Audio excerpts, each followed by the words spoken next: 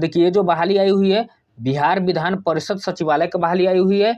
इसका विज्ञापन संख्या 2/2024 है और ये जो बहाली है 3 पदों के लिए आई है। पहला पद होने वाला है सहायक प्रशाखा पदाधिकारी का है और जो दूसरा पद है ये दूसरा पद आपको डाटा एंट्री ऑपरेटर का होने वाला है और तीसरा पद है जो स्टेनोग्राफर का है, जिसे हम लोग आशुलिपि के नाम से भी जानते हैं।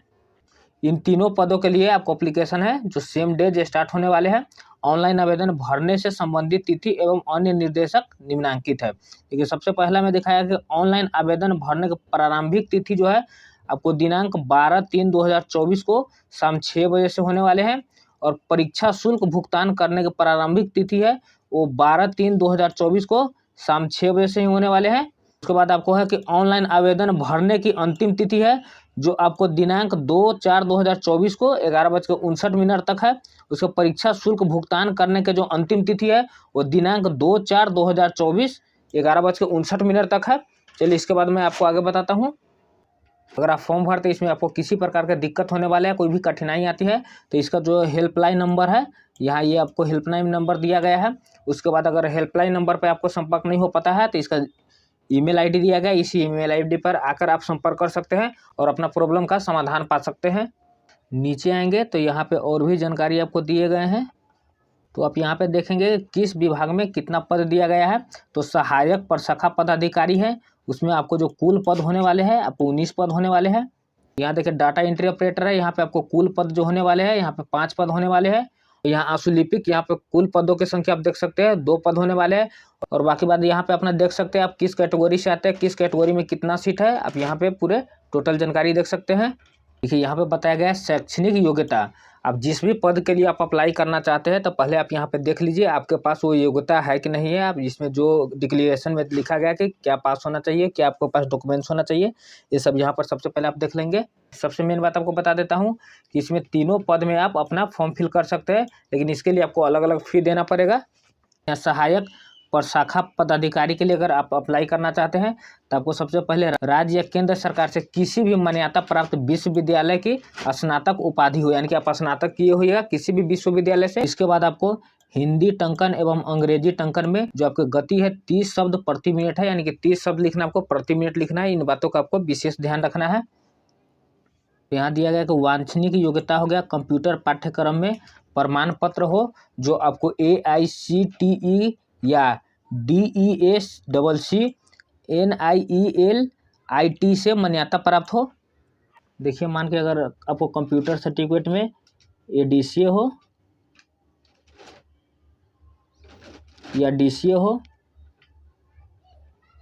आप इस फॉर्म को फिल कर सकते हैं।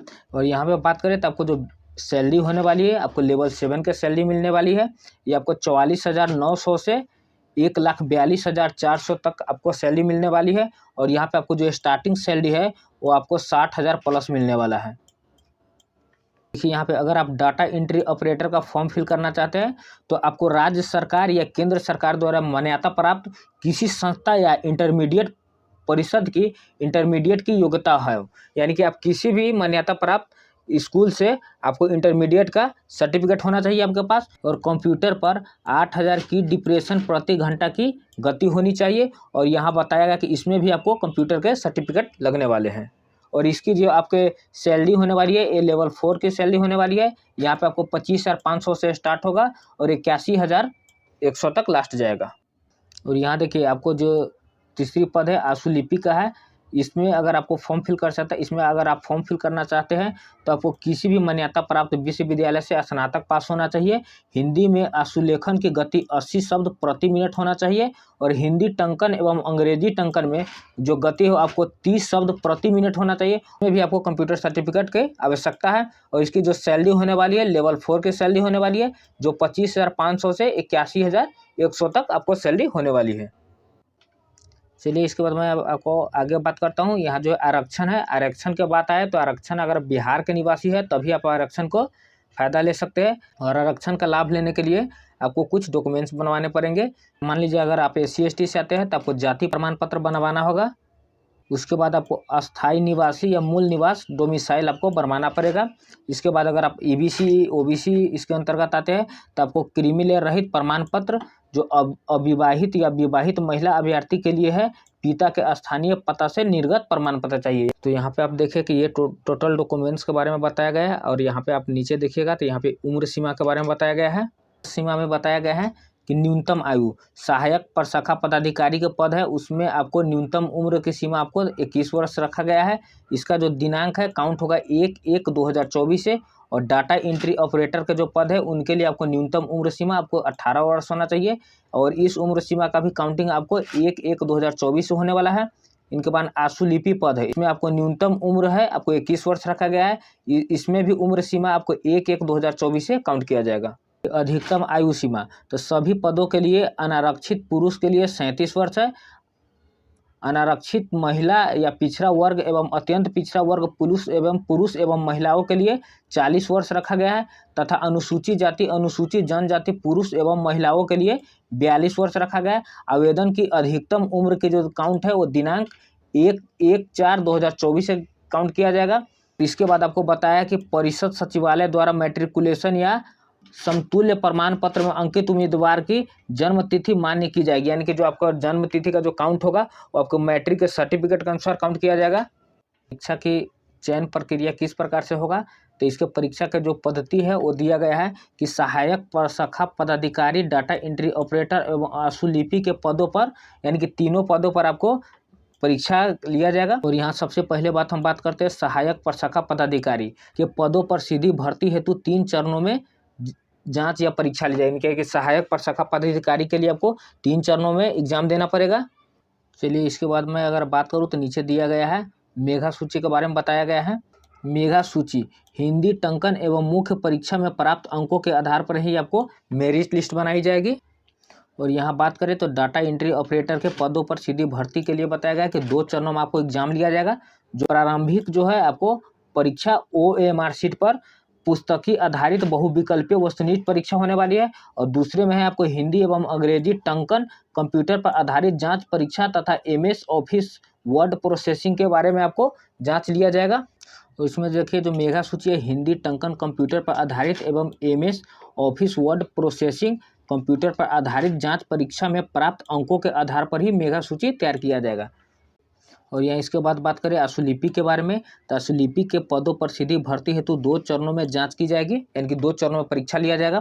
प्रारंभिक परीक्षा है वो आपको OMR शीट पर पुस्तिका आधारित बहुविकल्पिक वस्तुनिष्ठ परीक्षा प्रश्न पूछा जाएगा।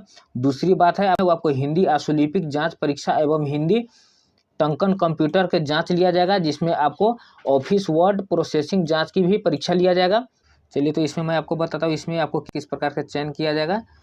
चलिए मेधा सूची यहाँ बताया कि टंकन जांच परीक्षा में अर्हता प्राप्त अभ्यर्थियों में से हिंदी आशुलिपिक जांच परीक्षा में प्राप्त अंकों के आधार पर मेधा सूची तैयार की जाएगी।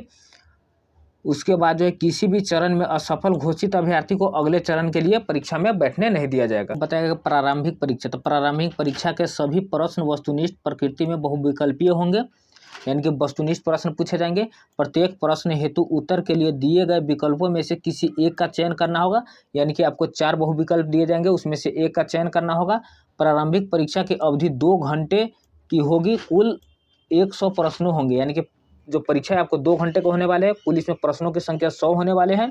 प्रारंभिक परीक्षा के कुल 400 अंकों की होगी, यानी कि प्रारंभिक परीक्षा है जो कुल 400 अंकों के होने वाले हैं। प्रत्येक सही उत्तर के लिए 4 अंक आपको दिए जाएंगे तथा प्रत्येक गलत उत्तर के लिए 1 अंक आपको काटी जाएगी।